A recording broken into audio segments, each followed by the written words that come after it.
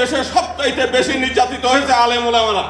এবং আমরা দেখেছি যে যতগুলো হিন্দুদের বাড়ি হামলা হয়েছে, লুটপাট হয়েছে, অগ্নিসংযোগ করেছে, সবই করেছে আওয়ামী লীগ, কিন্তু দায় করেছে তারা কৌশলগতভাবে দায় দিয়েছে ইসলামী বিষয়ের উপরে। নিয়ে আসছেন হিন্দু মহাজোটের সম্মানিত মহাসচিব গোবিন্দ চন্দ্র প্রামাণিক।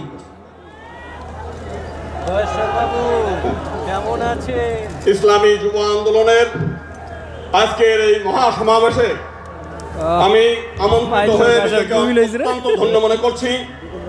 আমরা ছোটবেলা থেকেই একটা বাক্য জানি যে কথা কাজে মিল পাই, পীর সাহেব চরমোনাই। আজকে আমাদের মাঝে সেই ব্যক্তিটা আছেন। বাংলাদেশে 1947 সালে ভারত ভাগ হয়েছিল দ্বিজাতি তত্ত্বের ভিত্তিতে, এবং এই ভূখণ্ড পরিচালিত হওয়ার কথা ছিল ধর্মীয়ভাবে, অথচ বাংলাদেশ স্বাধীন হওয়ার পরেও এই দেশে সবচাইতে বেশি নির্যাতিত হয়েছে আলেম ওলামারা। এবং আমরা দেখেছি যে যতগুলো হিন্দুদের বাড়ি হামলা হয়েছে, লুটপাট হয়েছে, অগ্নিসংযোগ করেছে, সবই করেছে আওয়ামী লীগ, কিন্তু দায় করেছে তারা কৌশলগতভাবে দায় দিয়েছে ইসলামী বিষয়ের উপরে।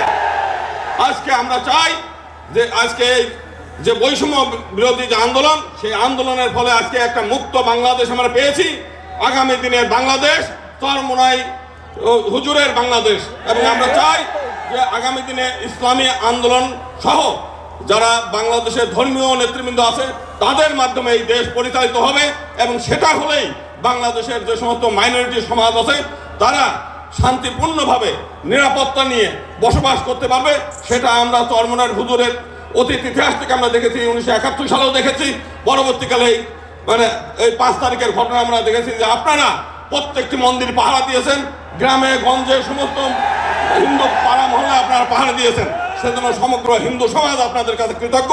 আমরা চাই আগামী দিনে আপনাদের মাধ্যমে এই দেশ পরিচালিত হবে, তবেই আমরা একটা সুখী, সমৃদ্ধিশীল এবং অসাম্প্রদায়িক বাংলাদেশ পাবো। ধন্যবাদ সবাইকে।